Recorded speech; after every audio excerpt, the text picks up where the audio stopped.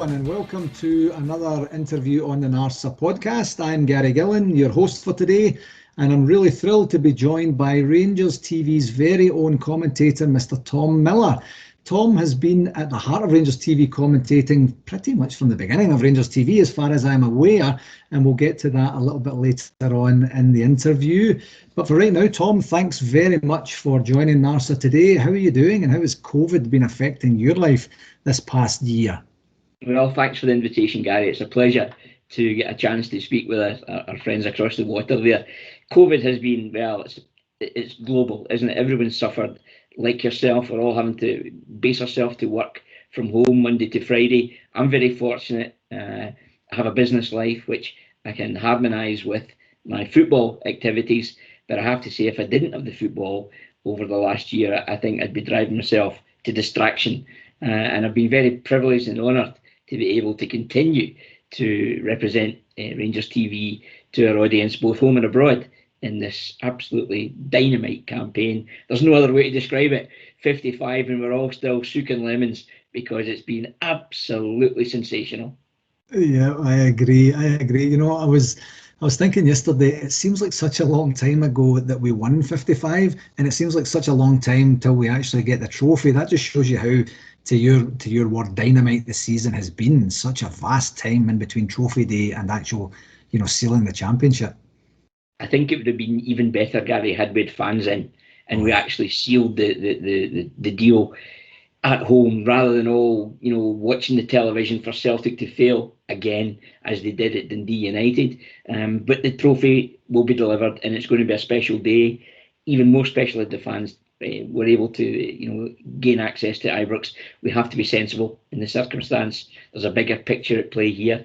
Hopefully we can get some fans in. We see Hampden's going to be accommodating some fans for the Euro Championships, so why not, at least for the start of the season, allow some fans into Ibrox and build it up, but safety has to be paramount along the way. Social distancing will affect the numbers, but you're right, that winning the league so early on was extra special. We all tried for the 2 months prior to that to plot the date in our diary when it would actually happen. And of course, by continuing to go through the campaign without a league defeat, no one actually probably got it right. But do you know what?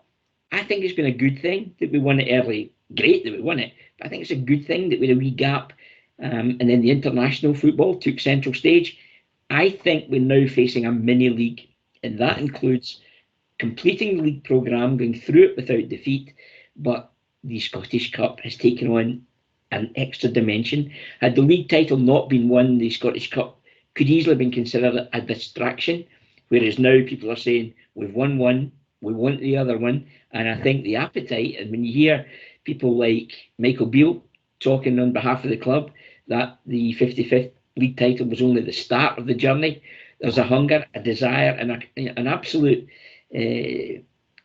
cemented commitment from players and coaching staff and directors, of course, who have to be acknowledged for the part they've played this season, to go in and win the Scottish Cup as well. Are we getting greedy? Not at all. It's our right. We are undoubtedly, the provincial game in Scotland is irrelevant. When we beat Aberdeen on day one of the campaign, their season was over. It was all about Rangers, and the only challengers were going to be Celtic, and we pricked their balloon. Yeah, completely agree. So before we get to a wee bit more in-depth stuff about Rangers and specifically Rangers TV, can you give us a wee bit of an overview of the journey that took you into broadcasting in the first place? You did mention there that you have a day job, a business life, so broadcasting isn't your, if I could say, primary source of income. But what was it, a goal for you to get into broadcasting? Did you kind of fall into it? Was it, give us a wee bit of an overview of that. I landed very lucky. Someone was looking after me the day the opportunity came to get involved in football broadcasting. Of that, there's no doubt, Gary. Going back many, many years, unusual in Scotland, I was a cricket fan. And I, through the cricket side in Coatbridge, of all places, there's not many with as rabid a blue nose as I've got, came from Coatbridge. But there's a local cricket club there and very sociable. They would have end of season dinners and whatever else. And there was a rugby section as well. And I was asked to step in and speak at a rugby dinner when the first choice speaker pulled out very late, a couple of days before the event. And that was my first ever experience of after dinner speaking. And from that, I was invited to go and speak at a couple of other events. I had a cousin who played senior football at that time. He was playing with Dundee, and a friend was a manager of Cumbernauld United, and he asked me to speak at a testimonial dinner for one of their guys. And at the dinner, Jim Leishman spoke that night. I can't think who else. And there was another fellow who was the head of broadcasting on a radio station in Scotland. I did my bit as the first speaker of the night, the kind of warm-up act for the big guns that were following. I think it was Jim Leishman. I can't think who else spoke. It might have been Gordon Smith, actually, former Rangers player. Anyway, I did my bit, and at the end of the night, the fellow who chaired the evening from the radio station Scot FM said to me, "Do you do a lot of that?" And I said, "No, it's only the second or third I've ever done." He went, "You seem to know all the football guys that were there." And senior football in Scotland had been quite well represented that night at the dinner in Cumbernauld. And I said, "Yeah, I've known a number of guys that play the game over many years." And he said, "We're heading into the summer. What do you do in the summer? Are you a football fan?" I said, "Well, I tend to watch my cousin Ian's game quite regularly, but I'm also a season ticket holder at Ibrox." And he went, "What do you do in the summer?" I said, "That's when the cricket season kicks in." He went, "We run a summer sports programme. Would you like to give us reports from whichever game you're at on the Saturday at Scottish cricket?" And by that time, I was also dabbling a wee bit as an agent, bringing a couple of foreign players in and looking after them. With every club in Scotland was allowed one professional player, and I looked after a few professionals who were coming from Australia, New Zealand, and even Pakistan, and one Indian fellow. And again, it just happened. Somebody asked me, and I didn't take any money for it. I just did it as a bit of help. So I would go out and maybe see some of these guys playing. So before I knew it, I was on the old mobile, and it was an old mobile at those days. It probably needed two hands to hold, and you were hoping there was a signal. And I would give a report from the Western Union, as was in those days, of the Scottish cricket. And then as summer started to turn into sort of late July and into August, the football season was starting. And they said, "Have you ever reported on football?" I said, "No." They said, "Would you like to?" I'm nipping myself thinking, "Hey, can't you believe this?" Yeah, I loved it.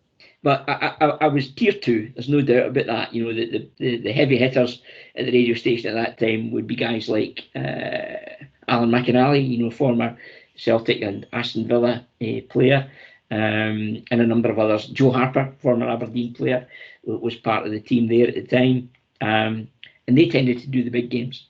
And I would be dispatched to grounds like Brockville, the home of Falkirk, to bring you updates between Falkirk and Morton. And you were given literally maybe 2 minutes of airtime pre-match, 1 minute of a half-time report and a 2 minutes full-time report. You then had to scuttle downstairs and get some kind of reaction from the managers, which you fed back to the studio. But I loved it, absolutely loved it. And clearly they were happy what I did. And then all of a sudden, the radio station at that time had been owned by Grampian Television. And Grampian Television sold the radio station, and the first thing they did was pull they had the commentary rights in the Scottish game at that time, was pull the rights from live broadcasts from games, paid everyone off because it was clearly financially not working for them.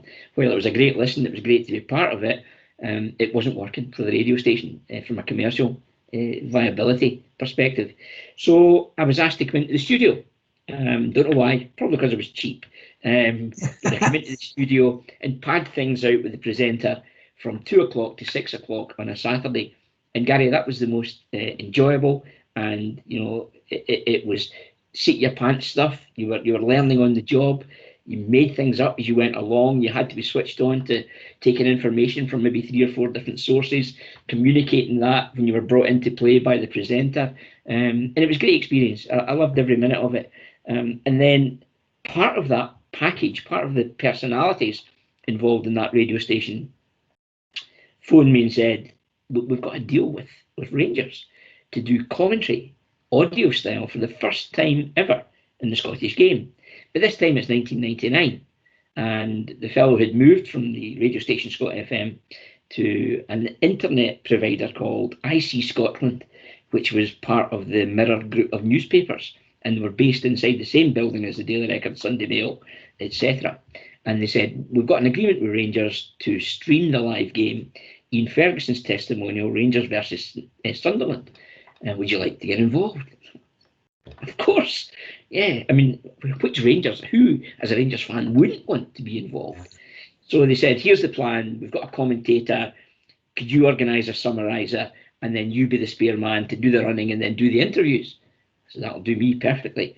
So my first call was to a great pal of mine who's sadly no longer with us, Colin Jackson, who I'd known for the thick end of 20 years. And Colin immediately said yes. Like so many of the old school players at Ibrox, Gary, they always said yes. Didn't matter what the question was. They just loved the opportunity to represent the club. Yeah. And when I said what it was the first ever, it was a pioneering broadcast of the live match, audio, radio style, from Ibrox, Rangers versus Sunderland, in Ian Ferguson's testimonial. And about a week before the gig, as it was all being finalised, I got a call from the technical producer fellow again, and just went over the plan. And I said, I think maybe better check that the commentator you're proposing to use will be okay for Rangers, considering it's going out badged as Rangers. It's going out as an official club product. And he said, no, it'll not be a problem. I said, well, do yourself a favour, make the phone call.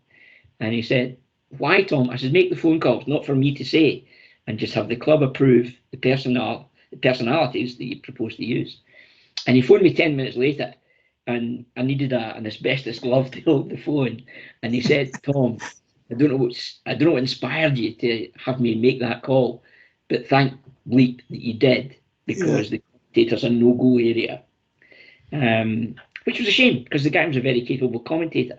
And the call had gone into Martin Bain, who was calling the shots at Ibrox at the time. And Martin said, no, Tom Miller's terrific, happy to have Tom involved. Colin Jackson, of course, but the commentator you propose won't do. And they then said, will you commentate, Tom? I thought, never done that. Can I do that? Oh, I don't know if I can do that. Oh, you could really make a mess of it if you get that wrong.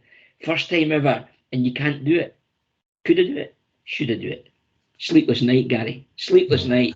Phone call the next day. Count me in. I'm going to have a go. And the week before the testimonial match, Rangers played St Mirren on the Friday night at Love Street. With the game finished 1-1. George Albert scored, and I went down armed with my own Pro Walkman, which was the apparatus of choice for professional recording in the broadcast days then, with a small cassette. And I went down, sat myself at the back of the stand at Love Street, and commentated into my microphone, just as a trial. And Dougie MacDonald, who was then head of broadcasting at Radio Clyde, sat next to me, quite intrigued with what I was doing, and at halftime said to me, what the hell are you doing, Tom, son? And I said, I'm just having a wee practice run. I didn't want to give the game away that we had planned to have a live broadcast the following week. I came home and listened to it, and I thought, I can probably get away with that. I needed to do a bit of work on certain aspects of it. It would be helpful to have a second man to just give you a breather and bring a bit of the technicality and colour to the game. And Colin Jackson obviously was the man in the plans to do that. So the night of the game, we met in the Rotunda in Glasgow about 4:30, had a terrific pizza, slaughtered with chili oil, and sank 2 bottles of red wine as the nerves started to kick in. Headed back over to Ibrox and got away with it, basically. When I say 2 bottles of red wine, I think Colin probably had 1.5, and I had a glass and a half of it, if memory serves correct. And we had a driver, so we were well looked after. And we got to Ibrox, and David Melvin, who's now the head of Rangers TV, was a young man working for IC Scotland, and he was the technical operator that night. So it's amazing how it's just come together. And this was July 1999, and David is still there, despite all the trauma and changes at Rangers in that period. But he was a bit longer with IC Scotland, or the Mirror Group, before he then joined Rangers on a full-time basis. And it was successful. Difficult, because in those days it was the old dial-up to get the game. And people would be dipping in and out, because the cost of running an on-phone internet facility was probably quite extravagant at the time. So I think the report was we got something like 57,000 hits. 57,000 hits. Now that might have been 10,000 people going on and off 5 times or thereabouts, which was probably the case. I got a call from David Murray, and he said, "Well done, Tom. Enjoyed that last night. I've had a listen. How do we make money from it?" I said, sorry, David. I think that's your department, not mine. Yeah. And it was this phenomenon called the internet that no one quite could harness in those days. Anyway, cut a long story short on that one. The next day, Rangers phoned me and said, "Have you got an email, Tom?" Email? Goodness, it's 1999. I didn't have email. He said, "Do you have a fax?" I said, "Yeah, I have a fax." And they sent a fax which had come into the club as an email. And it said, "I'm listening to the game." This is quite bizarre as well. "I'm listening to the game in my office in Calgary, Canada." Oh, there you go. Seriously, can you tell me if the Tom Miller on commentary used to live at 45 Ailsa Road, Coatbridge? I'm sure he's an old neighbour of mine. P.S. I'm a Celtic fan. First and foremost, it shows you some things never change. 1999 Exactly. Celtic fans were absolutely hooked in to what was happening at Rangers. But this was true. I hadn't seen or spoken to this fellow Joe Christie in 25 years, Gary. Yeah. He had qualified as an accountant, moved from Coatbridge originally to Hong Kong, and from Hong Kong moved on to Calgary in Canada. And I don't know whether the fellow's even still alive, but he recognised the distinctive voice that I had all these years later. And I was absolutely astounded. But what it did do was it gave you an immediate awareness of the power of the internet. Absolutely incredible. So it was a big success, but it was expensive to run as well. It was expensive to stream the broadcast, and Rangers did so only intermittently thereafter. Then they hooked up with a deal with Radio Clyde on a contra type thing, where Clyde streamed the broadcast for Rangers. I think at the time they called it Rangers TV Lite, and it was only audio radio style. And for that, Clyde got access to Rangers, and there would be some advertising boards around the stadium and things. And I got the gig there, which meant you had to double up working commentary for Rangers, but reporting for Clyde as well. So you had to switch hats very quickly from being totally Rangers orientated to being middle of the road and giving what was appeared to be a relatively sensible report on the game without favouring one or the other. And that lasted quite a while. And then that sort of fell away, and I moved over and did some work at Radio Forth, who was Clyde's sister station in the east. And I found myself commentating on both Clyde and Radio Forth. Then Setanta kicked in. They had a license agreement for Rangers TV, and I did all the reserve games for Setanta at the same time as doing audio for Rangers and Clyde and Forth as well. And so it was a busy old period as I earned my spurs basically there and commentating as many games as I could. And it was just a passion. And I loved every opportunity that came my way. Never for a minute did I think it would last in excess of 2 centuries. Or sorry, a Freudian slip there. Yeah, 2 decades. I'm old, but not that old. Yeah, 2 decades. Never for a minute did I think that would happen. And you know, I've had the most fantastic memories traveling with the club, traveling with the team. You know, to places Sweden and Turkey and Barcelona. Manchester was another highlight just down the road.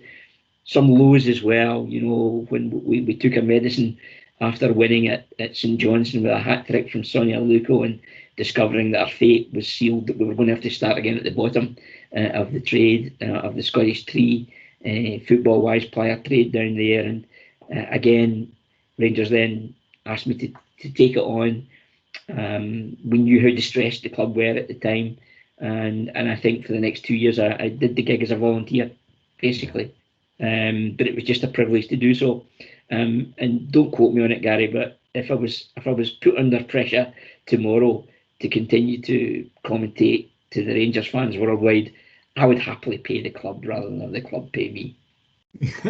There's a supporting from the club where we are. Yeah, well, that's great. That's great to hear, and it's great to hear people that love their job like that. And I'm sure if anybody from the club listens to this, they will take you up on the offer, I imagine. So Where's perhaps, the edit button? Where's the edit button? yeah, exactly. I'll record what time this was at, and I'll get it deleted. No, I won't. Yeah. So perhaps a lot of people maybe don't know that the commentating part is not the only part of your kind of broadcasting journey, if you like. And you've already had two Rangers related books published. Yeah. One, Slim Jim, Simply the Best biography for Jim Baxter back in 2014, and Sandy, the authorised biography of Sandy Jardine in 2017. Where did the inspiration and ideas for both of those books come from, and what was the journey like, creating both? Yeah, another great question, Gary. For a magazine, I can't even think what the magazine was. I was asked to recall one of my most favourite games. And I picked a game from the early 60s when Jim Baxter was my hero. It was the Scottish Cup final against Dundee. Rangers wore blue and white vertical stripes.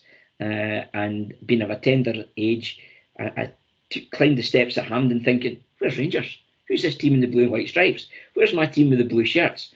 And I was very fortunate to have been taken to Ibrox from 6 or 7 years of age. And I recalled this particular match and was particularly praiseworthy about Jim Baxter, who I just thought was an absolute magician as a footballer, captivated me from such an early age. And someone gave it to this publisher in Edinburgh and said, you should have a read of this. And I got a call where they said, we've been looking for someone to do a biography on Jim Baxter for the last 5 years. Would you fancy it? Never thought about writing a book. My old English teacher would be turning in her grave at the suggestion that Tom Miller of 1C could possibly write a book. But again, I thought, well, if you don't try it, you just don't know. Yeah. And very fortunately, Gary, through my Rangers TV and radio experiences, I had met an awful lot of former teammates of Jim Baxter, which gave me access then to a lot of the stories, which I was able to get down on paper and have them transformed into what I think was a book that shone a different light on Jim Baxter, including his early days and his birth in Fife through to his troubles with, wasn't an alcoholic. He did enjoy a drink, but the myth that he was an alcoholic is just not true, as was confirmed by his surgeon, to his untimely death. And it was the old gallus Glasgow nature of the way he went about his business that left an indelible mark on me, and he still remains my all-time hero. And again, I can't believe how lucky I was to be able to capture his career in book form. For Sandy, I felt the day that he led a march of 8,000 Rangers fans to the steps of the National Stadium to make a form of protest about the way the club had been treated, set him out as an absolute Rangers hero, if not already a hero, from what he'd done in the playing side at the club to his work behind the scenes. He had embraced every opportunity and job the club asked of him. Sandy met the challenge head on and got the job done. His demeanour was something that kept morale high in the darkest days at the club. And I felt that Sandy's influence at Rangers needed to be recorded in a book. And it's not about money. You don't make any money from it. If you actually track the number of hours you spend, not just putting the words down, but doing the research, spending time speaking to people, actually it doesn't wash its face what you get back. The people who make money are the retailers. The publisher washes his face and makes a profit, clearly, but the retailers who sell the product are the ones who really make money from it. Anyway, the Sandy Jardine one was terrific, and it was so supportive to have his wife Shona and family allow me to use the term authorised. And it really gave me a real shot in the arm that there was a level of trust that I was allowed to tell the story of Sandy from his time starting as a player, coming out the side after Rangers were knocked out of the Scottish Cup in 1967, through again to his health issues and the stand being named after him. And so, it was another poignant story, and I think part of the rich tapestry of the club, equal to that, the heritage that was left by Jim Baxter. So I'm now on number 3. I said I wouldn't do any more, but I'm now on number 3. And again, I think you could argue that we don't cherish our heroes enough. And we're approaching the 50th anniversary of Barcelona when Rangers beat Moscow Dynamo in the final there. When you consider 2 years before, Derek Johnson scored the only goal of the League Cup to wrestle that trophy back into Ibrox. 4 years prior to that since Rangers had last won silverware. And we still struggled domestically. Celtic were at their peak, but yet here we were able to go to Barcelona and beat some terrific teams en route. It really was a blue chip tournament when you look at the teams who were involved. So I felt as we hit 50 years, we've already lost Sandy from the team. Colin Jackson, I mentioned earlier, didn't play in the final. He was such an influence in the campaign that, again, I wanted to perhaps put my own memories of that team as a fan throughout the tournament into writing, and hopefully I can do justice to the contribution these guys made to Rangers at that particular time. So lockdown has been helpful to find the time to do so. I've always been fortunate, and I know some fans probably look on Twitter and think, there's that wee Bampot away to Spain again. Yeah. But they might think he's been overpaid with what he does publicly. But I'm very fortunate. I've worked for the same business, Gary, for 29 years this month, and I've been a director for 23 of them. Originally responsible for purchasing. We now have 3 trading companies. I was managing director of one. I've now been promoted to managing director of another 2. And this year the business will turn over £15 million. So it's a sizable task. Yeah. I have to manage my time particularly well. I have to compartmentise what I do on a daily basis. And I'm very fortunate. I've got a very understanding partner in Patricia who supports me every which way. And the trade-off there is getting to Spain maybe every 6 or 8 weeks, even if it's only for a couple of days. I can work from there, isn't an issue. And it's always shoehorned into the calendar when Rangers aren't playing. So Pat gets she gets her benefit of the trip to Spain. I enjoy it myself. I can sit there with a large 5 Stars Legends gin and a good cigar, relax a wee bit, and then be back refreshed and ready for the vigours of the business side, and hopefully refreshed and ready to perhaps entertain and bring a bit of vim to the Rangers commentary as well. Yeah, I love it. I love the product placement there. A wee plug for the 5 Stars gin as well. I can't beat that. Top guys, and yeah. They are now working as official partners of the club for memorabilia, for the Legends events, and I think the gin's another terrific initiative. And if you see the 55 one, which has got the gold flakes in it, it's just magic. What a great way that would be to, in the right environment, to enjoy 55. I think after the Aberdeen game, I might afford myself a G&T of the 55 variety when I come home. Incidentally, I mentioned Patricia, we don't live together. So I live the life of a bachelor, effectively rattling about in my own house Monday to Friday. Pat lives in Carlisle. She comes up on a Friday, goes home on a Sunday, and has done that for the best part of 16 years. Some say I'm pretty lucky, and I'm not going to argue with that. I agree. So in terms of your commemoration book for the 50th anniversary, when could we expect to see that hitting the shelves? My target to complete is the end of June for the publisher. And I think their target will be to have that in the shops towards the end of October. I'm on target just now.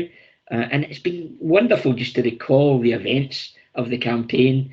Today, I tend to get up early in the morning, maybe about 5:30. When sun's coming up, and I'll rattle on maybe a couple of thousand words at a time, and then later in the evening I'll come back and maybe do another 1,000 words or whatever. And today I've been on the match against Bayern away from home, and fortunately there's great YouTube footage of the match over in Germany, which has been so helpful and just bringing it all together again then. And of course we've got great history of playing against Bayern, and that's been helpful just to build the story as well. So it's a joy to do, and it was halcyon days, I was brought up on the Richie Shearer, Caldo, Greg McKinnon, Baxter, Henderson, McMillan, Miller, Brandon Wilson. But when you look back to the days of McCloy, Jarvin, Matheson, Greg, Jackson Smith, Henderson or McLean, inside him there would be obviously Alec McDonald, John Gregg in midfield, Derek Johnson sometimes playing in a more advanced role as well, Andy Penman at that time, Colin Steen, who I thought was just terrific, first £100,000 player between two Scottish clubs, and then Bud Johnson, who, you know, not only is a top guy, what a player he was. When you look back some of the old footage, not many people would sit in the ball against Paul Breitner, who was the best fullback in German football at the time, an icon in the international side of Germany, and Bud made him look less than average. So we had some terrific players, and it's been sensational to be able to just recall those days, and hopefully they could be well received, and I do justice to the players of the day.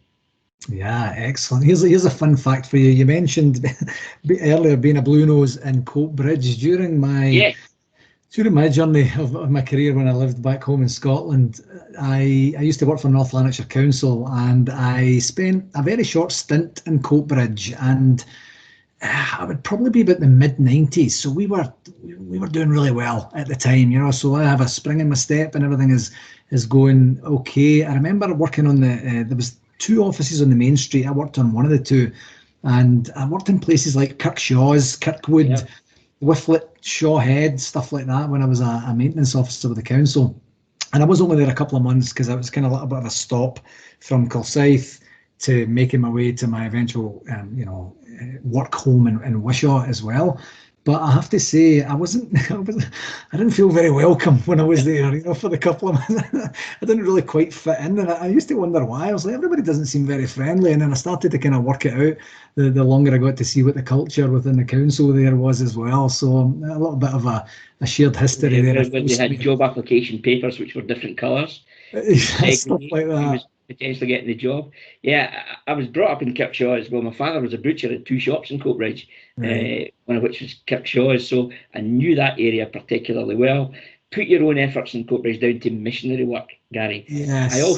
I also had an uncle who was a huge Rangers fan, who had 3 fishmonger shops in Coatbridge. So my father hoovered up Monday to Thursday, and my uncle Jack, well, he made his trade on the Friday when fish sold out rapidly in Coatbridge because he couldn't buy a pie at that time for obvious reasons. And he was a huge Rangers fan. He was the man who introduced me to Rangers effectively.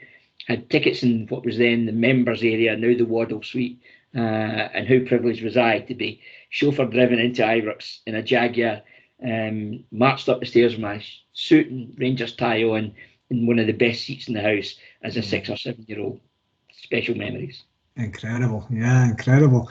Yeah, it's a good segue back into the Rangers stuff. So in terms of the work that you've done for the club, I know you mentioned a few bits and pieces earlier just in terms of some after dinner pieces and things like that. What other work, if any, have you done for the club? And, you know, have you been involved in the Burns Supper? Have you been involved in the charity ball? And is there anything else that you do back or behind the scenes? Well, I'm always willing to volunteer, but you also don't want to stand on anyone's toes either, Gary, because, you know, there are people who rely on their job at the club for their life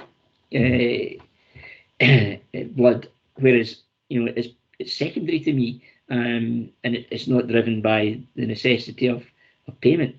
So I've been very lucky. I've done a lot of work for Connell and the Charity Foundation, particularly when we've hosted Q&As, one-to-ones with a small intimate crowd, usually in the Thornton Suite.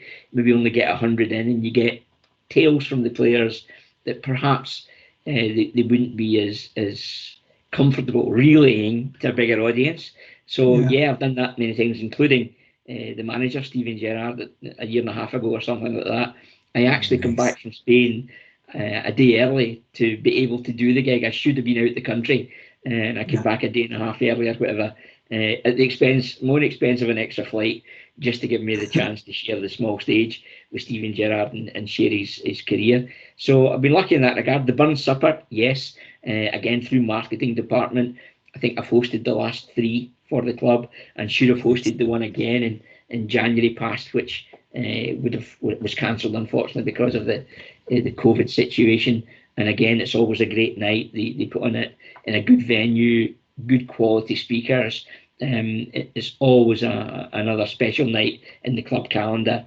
On Sunday coming, not only am I commentating on the Celtic Cup tie, before it, I volunteered to commentate on Rangers women against the Hibernian.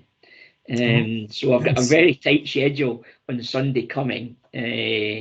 12 o'clock kickoff for the women's game, who are terrific, outstanding at the moment, really worth watching. I volunteered at the start of the season because I was intrigued to see these new signings they had made. What was the quality like? And I couldn't believe how good they were and how easy on the eye. And do you know what, Gary? They play in the same shape and style as the first. And I think that's testimony to the way the academy is run as well. That there's a thread there that things have just been done properly. So I volunteered for the Hibs game. At the moment, Malky Thompson, who's the manager of the women's team, is side are top of the table, tied with Glasgow City.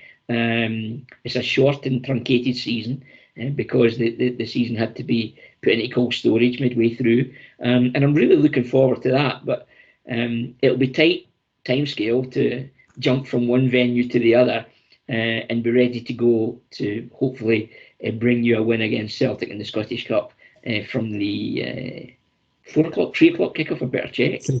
Yes, 3 o'clock. It was originally meant to be 4 on the Saturday. Yeah. It's now 3 on the Sunday. So yeah, we've got a tight window to get from A to B and be ready to go. But again, it's a privilege to be able to do both.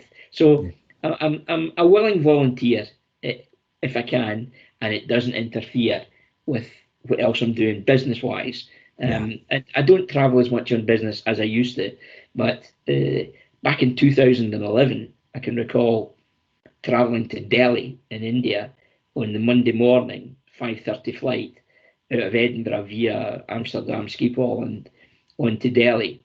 And I came back on the Friday night out of Delhi, getting back into Edinburgh Saturday afternoon, went to my bed, went and covered the game against Celtic in the League Cup final at Hampden, when the Jelavic ball, somehow Yuri Geller-esque, ran along the line and nestled in the net, which was another special memory. The quick free kick to play him in. Exactly. Vladimir Weiss was special too.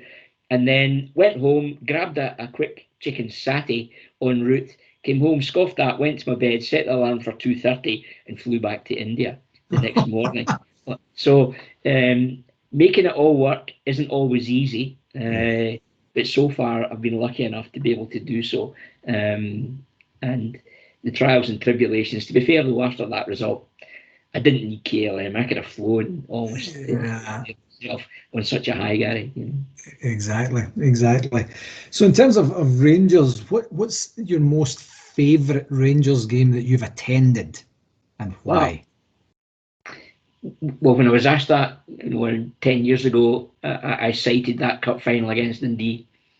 But since then, obviously, I've had the privilege of not just attending, but being part of some of these games, getting access to the players, speaking to the manager, both in the build-up and post-match, seeing the trauma, the whole atmosphere coming together, the nerves from players pre-match, nerves from commentators pre-match, where you just want the game to start and have a flow that makes life a wee bit easier for you. So it's a difficult question to answer, but I'm going to pick one that's a wee bit out of left field again. And it was while we were in the Championship and we were paired with Celtic in the Scottish Cup semi-final. No one gave us a dog's chance. No one gave us an earthly. And when you look back at the personnel at the time, we probably were outrageous outsiders from a bookmaker's perspective. But they found a bit of spirit that day and really got in Celtic's faces.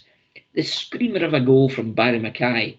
I was doing the game with John Brown, who's such a legend and a great character, and fantastic to see him part of the back room there in the recruitment staff with Andy Schooling and Ross Wilson. and Bomber was doing the game with me. And my goodness, we hugged each other like a couple of teenagers when that Barry Mackay strike went in. It then, of course, went to the nail-biting penalty kick to determine a winner. James Tavernier, normally so efficient, he misses his. And we're thinking, oh no, it's not going to be a day after all, despite taking them to the wire. And then Gideon Zelalem, on loan from Arsenal at the time, had never scored a goal in his senior career. Stepped up, stroked it beyond the goalkeeper as if he did it every day of the week. Yeah. So that one was special because it just felt, Gary, that all of the troubles, all of the trauma, all of the nonsense and failings of perhaps the authorities in the Scottish game who could have helped us, we had to row that boat ourselves as a club. Meanwhile, we had enemy within as well. Yeah. And here we were, taking on Celtic at the National Stadium, who had things their own way for such a long while, and we found a way to beat them, to make our way to the Scottish Cup final, which, as was an anticlimax. But that day at Hampden will live long in the memory. And I hope guys who at that time, were given an opportunity to play for Rangers, who wouldn't have had that opportunity under normal circumstance, cherish that day and take it, with them for the rest of their careers as a highlight of their own careers. Yeah, definitely. And just to turn it slightly negative for a second, do you have a worst game that you ever attended? One that just sticks out for either personal reasons or whatever happened on the pitch or the circumstances surrounding it or the outcomes? If I haven't expunged it from my memory, Gary, you're putting me on the spot to try and find one now, but there were a few. There were some dark days. Fortunately, when we lost the Petrofac Cup to, or whatever it was titled at the time, to Wraith Rovers, I wasn't available. I was out of the country. We'd also been eliminated from one of the lower league cups by Alloa, and the game was covered by a primary broadcaster. We didn't piggyback it. It was just put out in its entirety, or they wouldn't let us. I was there as a fan, and I remember leaving the recreation ground at Alloa just thinking, we got 2 late goals against us. What are we going to do here? All the while you had the cloud hanging over the club of uncertainty. We needed a hero. So there were dark days, and that Alloa game was probably up there as much as any along the way. Even when we were ready to come out the Championship, we were celebrating at Starks Park, the minute left to play, and Wraith Rovers scored to make it 3-3. And that was us again having to find the energy and the resolve to take it to the next game to win the game, which we did against Dumbarton at Ibrox, with a goal from James Tavernier enough to book our place back in the top flight. So there has been some dark days, and probably that night at Alloa would pretty much be the top of the list. That would sting it, yeah, I hear you. So now that we're back where we rightfully belong, at the top of Scottish football, I know you alluded to it a little bit earlier there, Michael Beale saying, this is just to start with one more. How do you see us kicking on from here in terms of a team, as a team? I don't doubt that Steven Gerrard has a plan, and everyone has tapped into that. But it starts at the very top, where the directors have to take great credit. They've found a way to support the manager. They've been particularly prudent in the transfer market. So Stuart Robertson and the chairman, Mr. Park, wonderful. Visionary appointments of Ross Wilson as well to take on the sporting director's role. Those that don't seek public acknowledgement for their efforts, like George Letham, etc., again supporting the club financially, and they've not been let down by the endeavours of the guys who they've entrusted to take responsibility within the club, whether that's Steven Gerrard and his appointment of Gary McAllister and Michael Beale, Tom Coulshaw as the coaching staff, and Ross Wilson, Andy Schoolding heading up that side of the business. When you think, we brought Connor Golson to the club for a very nominal transfer fee compared to the huge amount of money that transfers can change hands for south of the border for decent players, and he's just played his 50th game of the season against the Hibernian is amazing. So we have to acknowledge that part of it. Alfredo Morelos, tipped off by Jonathan Johansson. We took a wee punt there. We'll make money on him. And I think, unfortunately, the way the Scottish game is and the way that clubs, even further exaggerated by no income, again, are limited income, because fans can't get to the game and they can't buy product in the stadium and the other parts that go with it.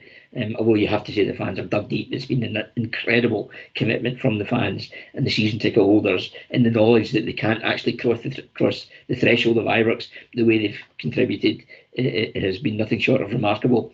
But again, we know we probably have to sell players to regroup and continually have that evolution of the playing squad. But the players that they've been bringing in all fit the profile, that they will have sell-on value. Joe Aribo, Yanis Hadji, Ryan Kent, people will be knocking our door down to offer big money for their qualities. They're the right age, but they've also now got a taste of winning trophies. They've never had that before. Now they've got a taste of it, the adulation that goes with it. I mentioned earlier that we hope we get fans in the stadium. I would love, Gary, to see a pre-season tournament. The days of the old Tennant Caledonian Trophy we used to have at Ibrox, played over 2 days through invitation, 4 teams. I would love to see something similar, even if you're only getting 8 or 10,000 fans in for each game, and you rotated those that were allowed in, to give you a chance and an opportunity to acknowledge the endeavours of the players and just see the cup perhaps presented on these events would be something special. But I digress there. The club is very much in good hands, which is such a relief after what we've experienced. I spoke recently through the Blues Brothers podcast to Charlie Adam, and Charlie, of course, was a former teammate of Steven Gerrard at Liverpool, and Charlie's in regular contact with the manager, and his belief is that Steven has the Rangers bug now, wants more trophies. Michael Beale has confirmed that there's a hunger within the group of coaches to deliver more silverware, and Charlie believes the manager will be here for 3 or 4 years, and any suggestions that jobs at Newcastle or Crystal Palace would be of interest were immediately dismissed. Charlie believes the only job that Steven Gerrard might ultimately leave Rangers for would be the opportunity to go back to Anfield, and no one would deny him that. I don't think anyone would deny him that, even if it came tomorrow, Gary. The fact that he's delivered 55, he's left a legacy there for whoever comes in next. But what a job he's done. Maybe we were a wee bit premature in our expectations when he came, because he had such a glittering CV as a player. Perhaps we expected him just to come north, wave a magic wand, and he would deliver a title. It's taken 3 years, but what we have is the most solid foundations to go forward, both on and off the park, for the robust health of the football club for many years to come. Yeah, definitely. Yeah. So here's a fun story for you. The last time I went back home to Paisley was November. It straddled November and December 2019, and I got a chance to see Rangers versus Hearts. We won the game handily. I think it was 5-0 that day, if I recall correctly, and we were flying. It was just before we beat Celtic for a second time in the New Year game. We are absolutely buzzing to go into the second half of the season, and we kind of faltered a bit. But my niece comes to pick me up from the game afterwards, and we're kind of going around the stadium. I guess there's a kind of one-way thing, and we're driving down, and then I see Scott Arfield walking towards his car. So I jump out the car, and my niece is like, "What are you doing?" And I said, "Scotty Arfield, I need to go and say hello." So I go and I kind of accost the poor guy, and listen, I'm Gary, I'm a NARSA, and I'm kind of building up to saying we would love to have the Canadian men's soccer, as they say here, captain over at the convention that's coming up here in 2020, which was at the time planned for San Francisco. And I'm just about getting my pitch just ready to really hit the home run to basically, it's a no-brainer, it's a win-win situation. And then this nuisance drives past in his car, kind of doesn't stop, opens a window. "Scotty, just that thing that we're going to get organised for next week, we'll get that. I'll talk to you again next time. and then just kind of drives on and completely interrupts my flow. Do you have any idea who that nuisance was? No idea. It was you. Seriously? It was you, and it was one of these points Stop, Gary, sorry. and I didn't want to say, Tom, it's Gary from NARSA here, just in case you're kind of like, who? So I didn't have a chance to even say hello to you, and then I turned around and I missed my moment with him, and I was like, I'm going to kill him. I will kill him. So I missed it early. So I'll ask him on your behalf. There we go. That'd be kind of cool. And I did get a chance to ask him. What I'd actually said to him, and my sincere apologies for being so rude to interrupt a crucial moment in the conversation, was I had hosted a night with Colin Steen and Willie Johnson in the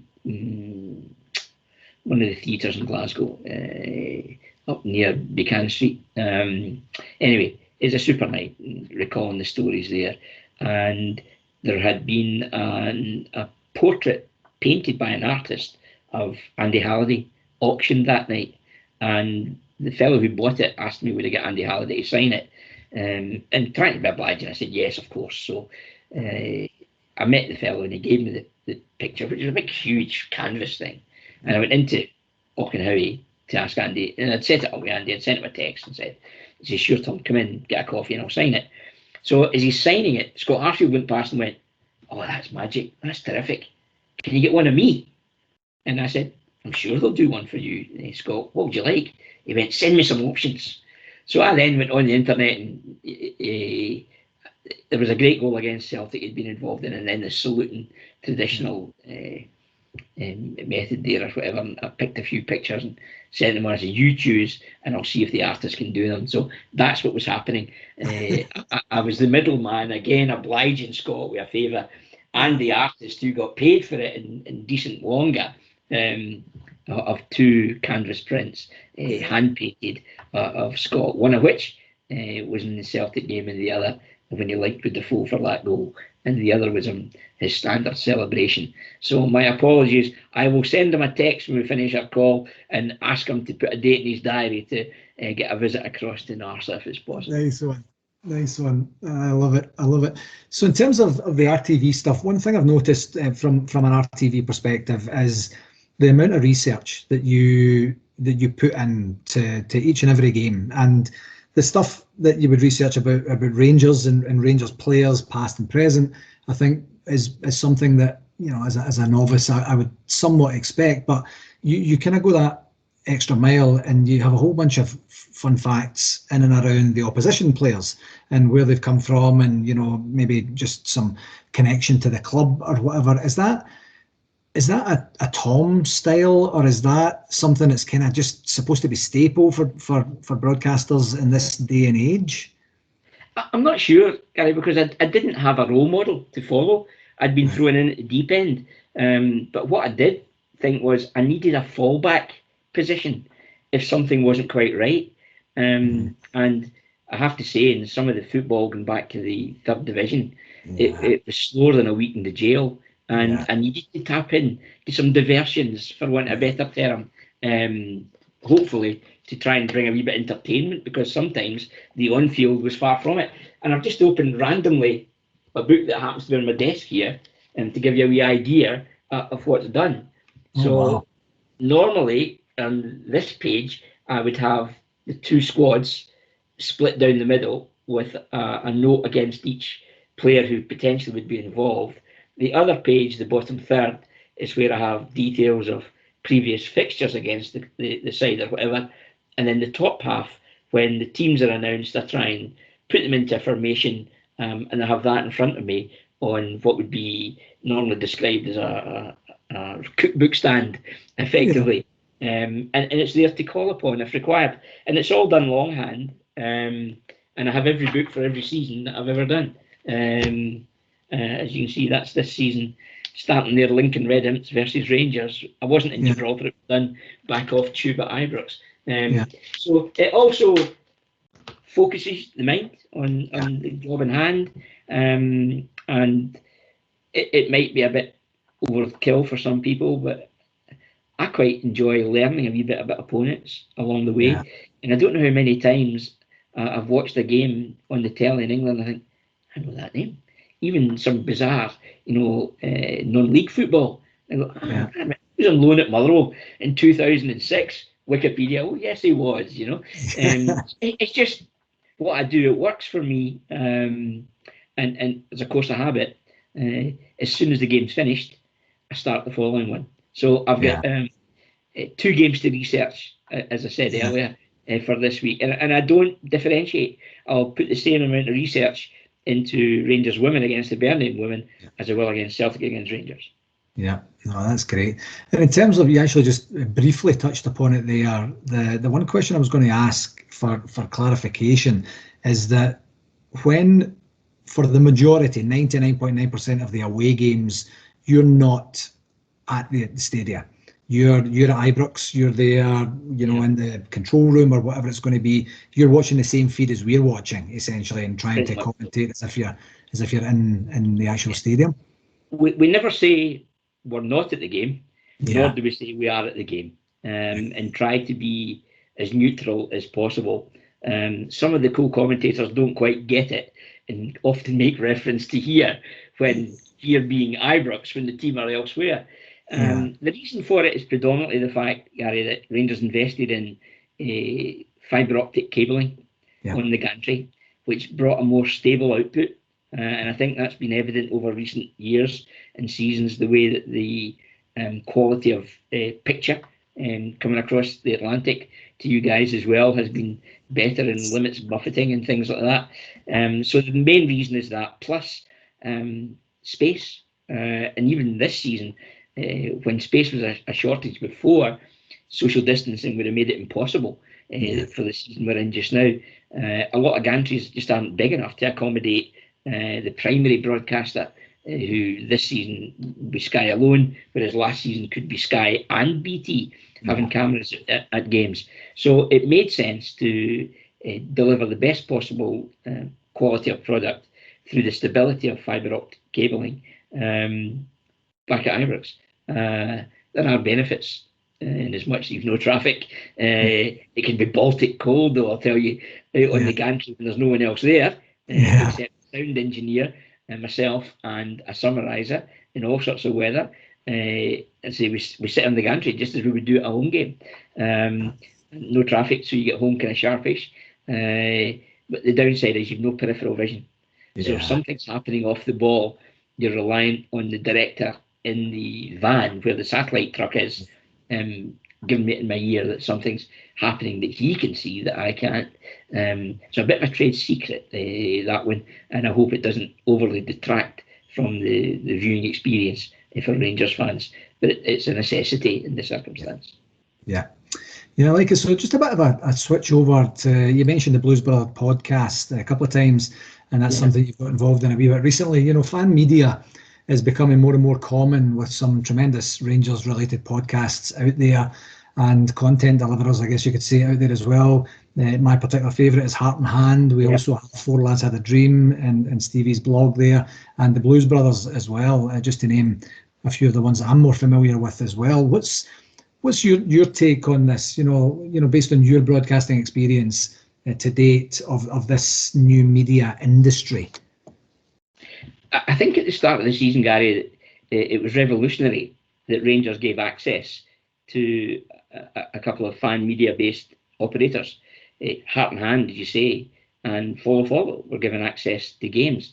Heart and Hand, the passion that's there is terrific. And the guys know what they're talking about, and they've earned respect over the years, and been given an opportunity to get closer to the club. I think it's testimony to the way they've done their job. And likewise, even at Follow, it's been around forever, effectively. There has been some ups and downs, obviously, with the forums and things on it at the time. But when you look at the way that newspapers conduct their business now, it's pretty much shocking. They rely on social media for stories.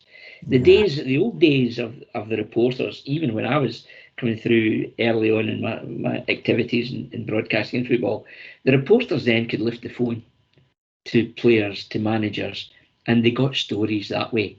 And there was an element of trust that if it wasn't to go public, the reporters didn't do it.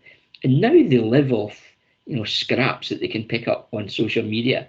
They'll print almost anything. I had to go at Chris Sutton, and who wouldn't? Because he had been absolutely treated Derek Johnson appallingly on a radio station one night that had been totally set up against Derek. I had a pop at Chris Sutton on one of the podcasts, and of course the Sun picked up on it, and I took a fair bit of abuse for making my point. So that's the downside that social media brings to it. But the papers don't help. They've no integrity, none whatsoever. I'm not going to say there's an agenda. You can make your own mind up on that. I think the facts steer you in the direction to assist your decision. But the old school journalists who added value to the game and your reading or viewing experience have all gone. And nowadays, they're only filling inches. Their game plan is to get clickbait. And that's confirmed by the way they present a headline, and usually the story behind the headline has absolutely no relation to the headline. So newspapers' days are clearly numbered. Their readerships are falling like stones, and they left the door open themselves for podcasts and fan-led media, and I think it's a good thing. But they have to have a level of responsibility as well, and hopefully it continues. Yeah, I hear. So switching gears a wee bit towards NARSA, when you and I first met, it was back in 2014 in Toronto, Ontario, Canada, which was hosted by the Bramalea Rangers Supporters Club, and it was an absolutely brilliant convention. How did you enjoy the event? Gary, I loved every minute of it, but I'll be candid. We were all putting a brave face on.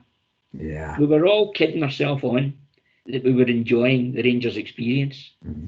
We were all living a lie because we knew it wasn't right, but we just wanted that camaraderie. We wanted things put right, and we did our best to celebrate winning a tin pot trophy with players who should never have got an opportunity to play for Rangers.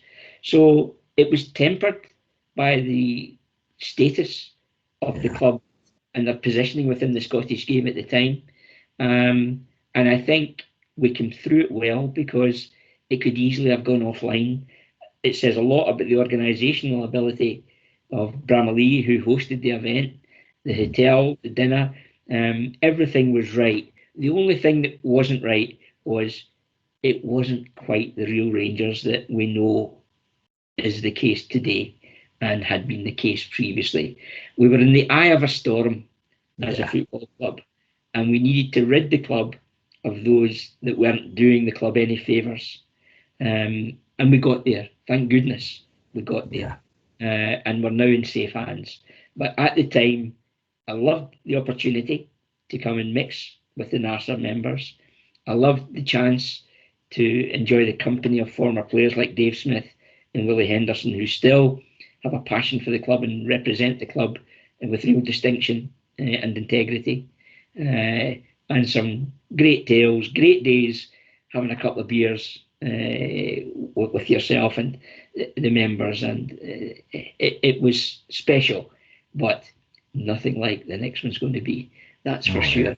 So it was fantastic that NARSA supported the club the way they did through all those rocky periods. And I think it's something Rangers TV and I personally will be grateful for, that NARSA were putting a shilling in the meter effectively at that time. I know it's greatly appreciated by all that are employed in Rangers TV, but much as we'd love to party, I think the party was tempered by where we were at the time. We made the best of it, but I think the party to end all parties could well take place in Vegas 22. Yeah, exactly. Yeah, so for the grand banquet on the Saturday night, I was fortunate enough to be sat in between yourself and Lee McCulloch, and I Some have to say that say, would be a torture. That would be. It was so much fun. It was an absolute laugh from beginning to end. And I'm just interested from, you've got a lot of experience of doing after dinner speaking and just seeing the general organisation that's out there in terms of how other people put on those events. How does the whole NARSA production, if I could call it that, for the Saturday night, how does that compare with other ones that you see that are maybe a bit more staple, a bit more organised, a bit less organised? Like, how do we rank? It's a kind of lessons learned for me. Gary, one thing, don't let anyone within the NARSA organisation do themselves down, because they put on a show, and it's not easy with such big numbers, with such vast different interests. So to find a band that gets everyone out their seat and keeps everyone entertained and happy in the first instance is nigh on impossible. But you did it, albeit the guy was all the way from Coatbridge originally. Again.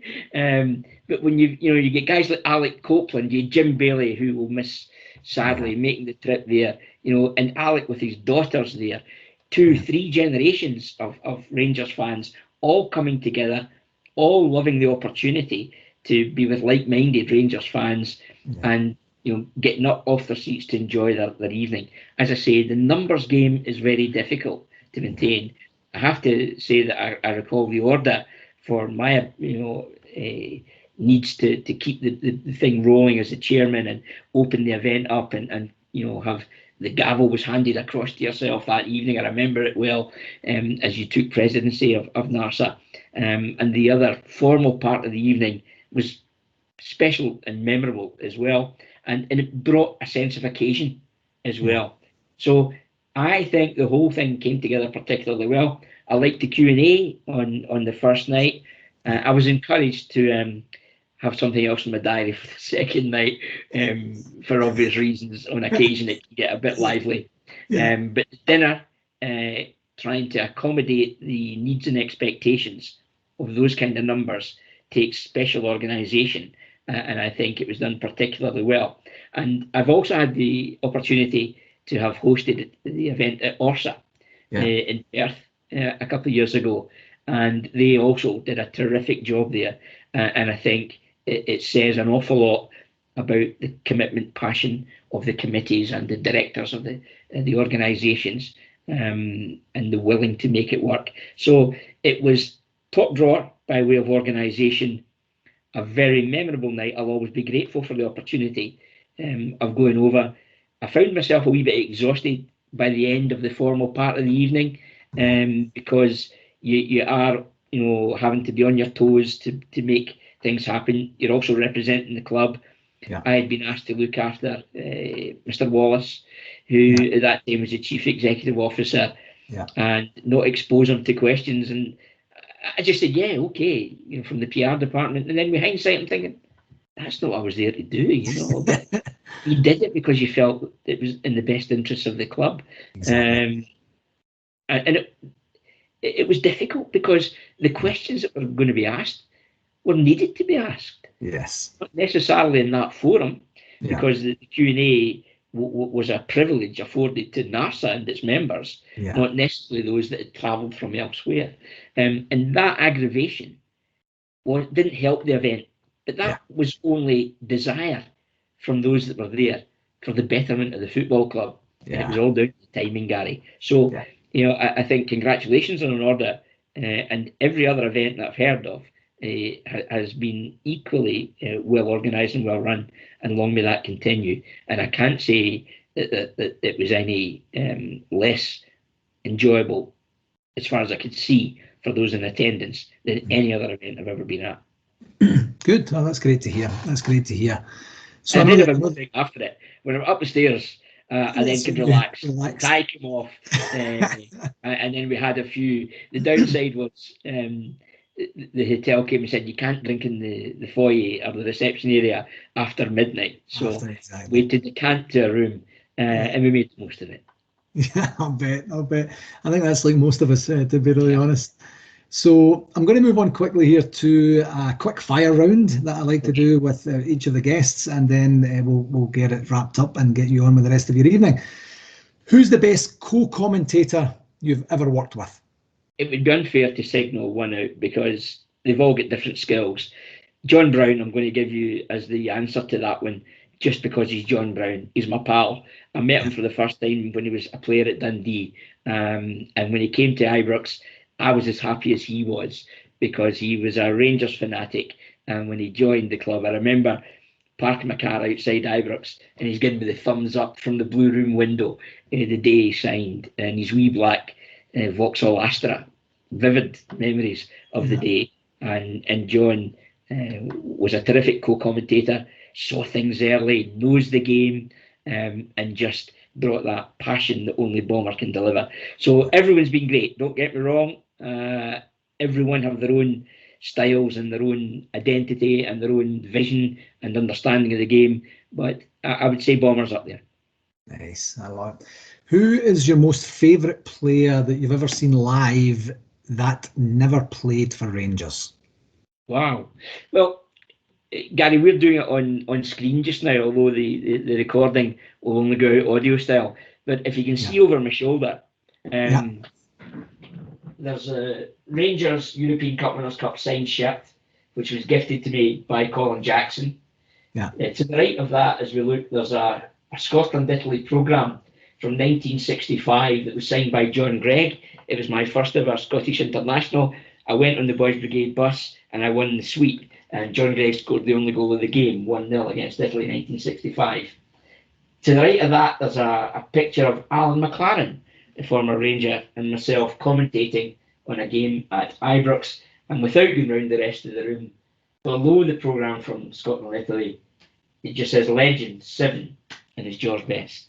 And I think a guy who had it all, could have played in any company. Out of possession, as they say nowadays, he was capable and willing to go and win it back.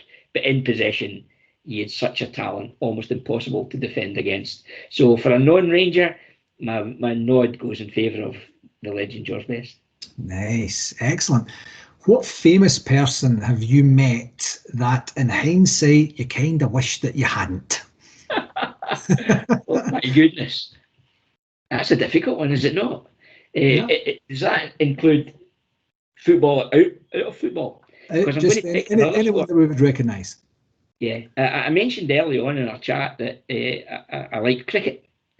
And cut a long story short, we're down at the Oval, the Australian tour of 1985. England at that time had all the big hitters, Graham Gooch, David Gower, etc. And we were fortunate enough to get tickets into the members area in front of the dressing rooms. And we were sitting there with our rum boots coffee, and I've got a cigar on, as often was the case. And Ian Botham trotted down the steps and chatted to someone he obviously knew just in front of us. And I thought, I've got to get him to sign the programme. I said, Ian, would you be kind enough? And I got a reply of 2 syllables, the second one being off. And I said, well, no, tell me that twice. So I just turned and ignored him and took my seat again. So Ian Botham would probably be the biggest bampot that I've come across that carries any gravitas by way of fame, who was too big for his boots on that occasion in my eyes. Wow, that's disappointing. What's the best piece of advice you've ever been given? Kevin Thompson has a great line, and he uses it regularly in commentary. And Kevin has a special talent of developing young footballers. And he says, be the best you can be. Yeah. Be the best you can be. And it's a mantra that makes so much sense, whatever the challenges you're facing, whether it's in any walk of life, broadcasting, digging a hole in the road, anything, selling goods in a shop, being a butcher like my father was, being a fishmonger like my uncle was. Be the best you can be. And I've tried to do that in my football commentary. You can't please everyone. Everyone divides opinion, but I can only give an assurance that I've tried to be the best I can be, and I'll continue to do that as long as I'm given the opportunities. And I think it's a mantra that most people, if they adopted it and tried to work to it, would see real benefits. Yeah, well said. Final one on the quick fire round: Stones or the Beatles? Both. Both. If I look is that a cop out? If I look my playlist right now, I think the Stones might just edge it. But in earlier days, I would have most definitely have said the Beatles. on the Sky Q planner. I've still got the revisit of Paul McCartney back to Liverpool with James Corden, and I don't know how many times I've watched it, but it doesn't age, and he's still such a talent, Paul McCartney, and singing, a cappella some of the songs. I'm sure you've seen it when he goes back to the hairdressers in Penny Lane and all that kind of stuff. So for me, the Beatles, outstanding, never to see the like again.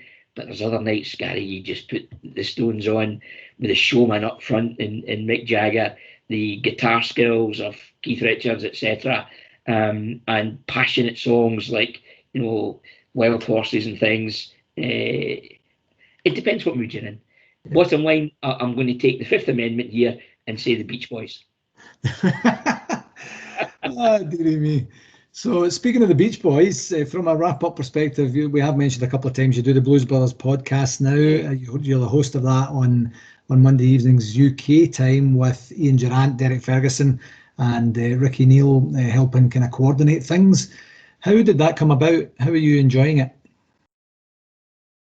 It came about by a phone call saying, Tom, you fancy taking on the Blues Brothers podcast? To which I said, I don't know if I've got time. And they went, we want you on board. We want you on board. And the call came from Chris Boyd. And the 5 stars people who are behind the Blues Brothers podcast are Chris Boyd, Arthur Newman, and Graham Clark. Yeah. And they are so committed back to be the best you can be, to making 5 stars the best they can be. And they wanted the Blues Brothers to be the best it can be. And Ricky had done sterling work to pull the thing together. Derek and Ian are just naturals. They are like twins. They are tighter than 2 coats of paint. The Blues Brothers really sums them up. They've been close friends from the first day they met at Ibrox. And they just bounce off each other so well. So I was asked to do it, and they said, we'll come back to you at the turn of the year if you would be able to do it. So I thought about it in lockdown, again, remembering that I've got sizable responsibility business-wise, which I don't promote, incidentally. I don't make that overly public, nor do I try and hide behind it. And we were having a good year again, business-wise, and they said, look, it's only an hour on a Monday night. But an hour for me on the Monday night is the public part. I'll have done an hour and a half maybe before it, and I've already lined up a guest for next Monday from last night's show. So there are other parts that you have to find time to make it work if it's going to be with a level of professionalism. And I've tried to put a structure into the show where before it was a bit random. So when Boydie and Arthur Newman call you and eventually wear you down, it's very difficult to say no. The fact it's a Rangers product as well, and who wouldn't want the opportunity to spend time with Rangers legends, talk about Rangers. It's just special. I'm really delighted that I took the chance. I'm again delighted I was given the chance. I'm delighted that I said yes. I think I've now got about 12 shows under my belt. And what I do enjoy is the way that the Rangers fans have embraced it and acknowledge that they feel it's improved, and it's improving by the week. And I think part of that is the mystery guest thing, which is Durante guessing.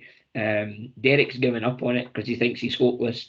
But when you get guys like Alec McLeish, Richard Gough coming onto the show and sharing stories with you, and even before that, Alec Totten, who was sensational, he was assistant manager to Jock Wallace, and Alec, did so well as manager of Kilmarnock, St Johnstone and Falkirk, but he recalls his time at Rangers with particular affection, and he shared some great stories. And it was timely because the reason I invited Alec on was that's just when Ian Durant and Derek Ferguson were breaking into the side. So just to talk football over all these different eras has been very special indeed. So I enjoy the podcast very much, and I hope the viewers and listeners are taking equal enjoyment from our efforts. It's only 50 minutes. It could last 3 hours. It's like our chat just now, Gary. Exactly. We're talking our favourite subject, and that's the famous teddy bears, and you could talk about them for hours.